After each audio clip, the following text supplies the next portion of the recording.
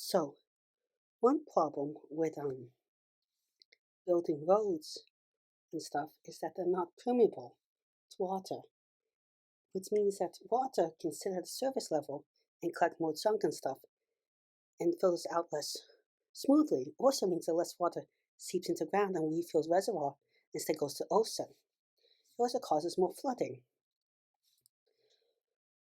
Now, when water does permeate structures, it can freeze and thaw, damaging the structures. So, what is my solution? And how also to make a durable road? Well, let's pretend the road is instead made of three pieces. One is this thick, non-porous material that you can use to make the strength. But I want to add an additive that makes it porous without freezing, thawing problems. And the simplest idea I could come up with, which might need to be modified to make it even better, is something like a wiffle ball or something, that you have a material that is porous but strong to some extent. Or at least the outer cell, and might have a bunch of holes to make it so water can go through it and transport easily. Now in the middle, you have a material that can contract and expand easily, like a spongy material or plastic, but it does not absorb water.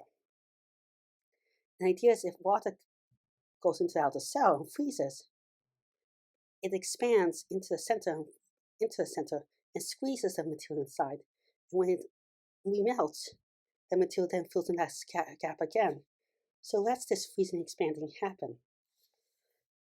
For the ratio, for the outer layer that can handle water, will handle 10 times the amount of water for every 10 waters that the outer layer can handle.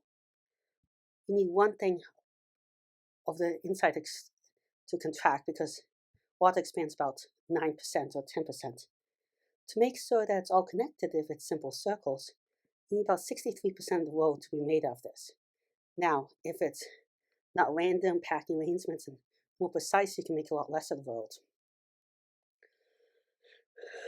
But this could really, really help.